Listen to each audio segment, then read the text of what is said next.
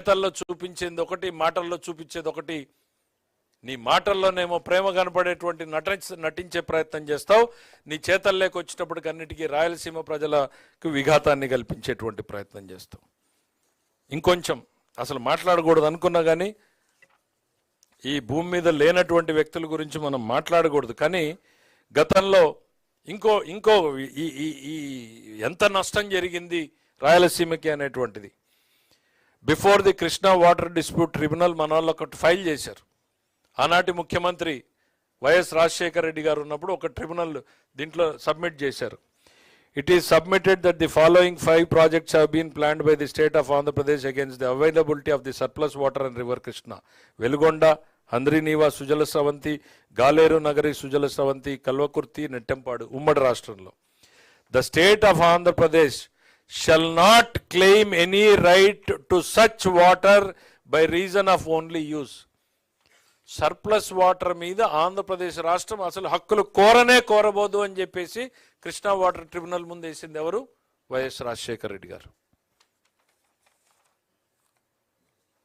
అంటే రాయలసీమకు శాశ్వత సమాధి కట్టేటువంటి ఆలోచనలు కావా ఇవన్నీ? ఆ రోజు నీటి హక్కులు కోరమని చెప్పి ఆయన వేసింది. కానీ మీరు రాయలసీమ లిఫ్ట్ ఇరిగేషన్ పేరుతో మీరు చేసినటువంటి పనులు కానీ రాయలసీమలో జరుగుతున్నటువంటి పనులను దాదాపు జీవో నంబర్ 365తో 102 ప్రాజెక్టులు 100కు పైగా ప్రాజెక్టులని క్లోజ్ చేయడం కానీ రాయలసీమ లిఫ్ట్ ఇరిగేషన్ పేరుకి 364 జీవో నంబర్ 364 in 2023తో ఇది తాగునీటి పథకంగా మార్చామని చెప్పడం కానీ ఇవన్నీ వాస్తవాలు. నీ ప్రభుత్వంలో జరిగినటువంటి వాస్తవాలు ఇవన్నీ. మేమేదో ఈరోజు ఇచ్చినటువంటి క్రియేట్ చేసిన డాక్యుమెంట్స్ కాదు.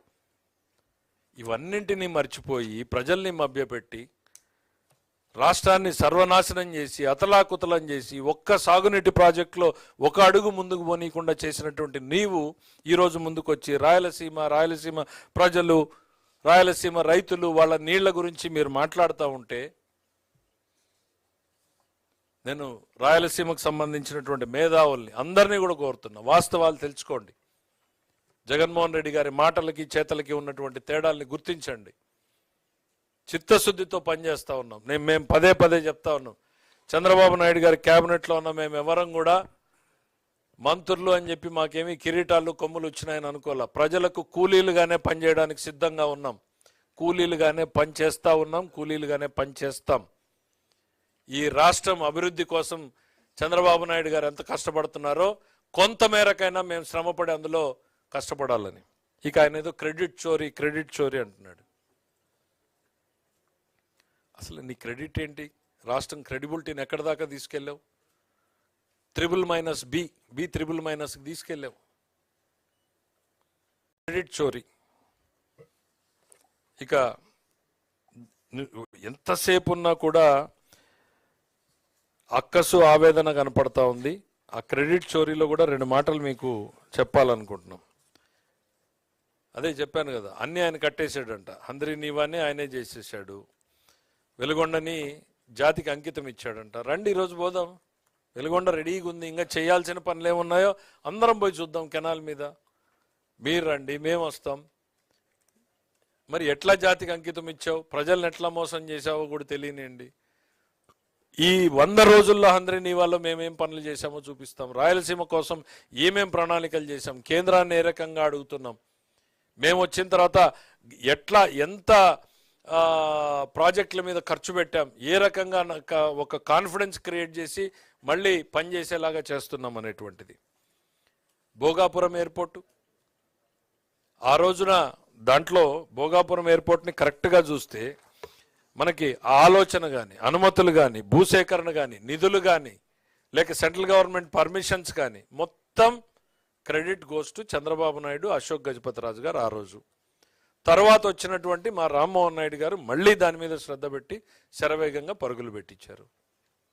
ఇందులో నీ క్రెడిట్ ఎక్కడుందయ్యా? ఎర్ర బస్సు అనే గ్రామానికి ఎయిర్ బస్ కావాలని నువ్వే మాట్లాడావు. అసలు భోగాపురం ఎయిర్పోర్ట్తో పనేముంది అన్నావు. మళ్ళీ ఇవాళ నాకు క్రెడిట్ కావాలి. పని చేయండి జగన్మోహన్ రెడ్డి గారు. పని చేస్తే ప్రజలు క్రెడిట్ ఇస్తారు. అప్పుడప్పుడన్నా పని చేయండి. మీరేదో మా టైమింగ్స్ తెలీదు, మీరు గతంలో ఓన్లీ 10 to 5 పనిచేసేవాళ్ళు, మధ్యలో లంచ్ బ్రేక్ 3 hours తీసుకునేవాళ్ళు అని చెప్పేవాళ్ళు. మా ముఖ్యమంత్రి గారేమో 18 గంటలు, రాత్రి 10:30 దాకా సెక్రటరియట్లో కూర్చుని పనిచేస్తూ ఉంటాడు. వస్తుంది, ప్రజలు ఇస్తారు, మరి అట్లాంటి వాటికి క్రెడిట్ ఇస్తారు. నువ్వు అప్పుడప్పుడన్నా పని చేస్తే అదేదో ఆట ఆడుతూ ఉంటారు, అదేదో తెలియదు నాకు. ఏంటది? పబ్జి. అప్పుడు మానేసి ప్రజల కోసం కష్టపడతా ఉంటే ప్రజలే క్రెడిట్ ఇస్తారు. 161 సీట్లు చంద్రబాబు నాయుడు గారు కష్టానికి ఇచ్చిన క్రెడిట్ అని మేము అనుకుంటున్నాం. దయచేసి ఈ భ్రమల్లో నుంచి బయటికి రమ్మని చెప్పి కొడతా ఉన్నాం. ఇక ఏదో పారిశ్రామికవేత్తలు పారిపోతున్నారని చెప్పి ఒకే ఒక్క పేపర్ చూపించదలుచుకున్నా.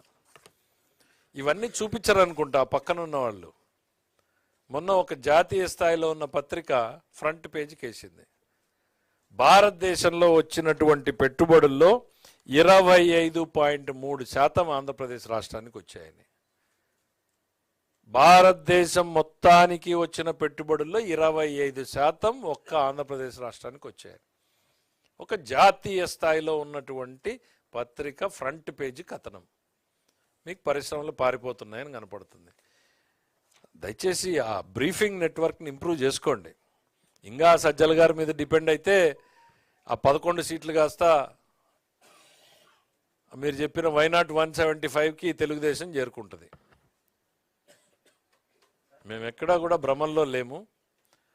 దయచేసి ప్రజల్ని మభ్యపెట్టేటువంటి ఈ అబద్ధాలు చెప్పేటువంటి మాటలు మానుకోమని చెప్తున్నాం. ఏదో గండికోట నేనే పూర్తి చేశాను అని.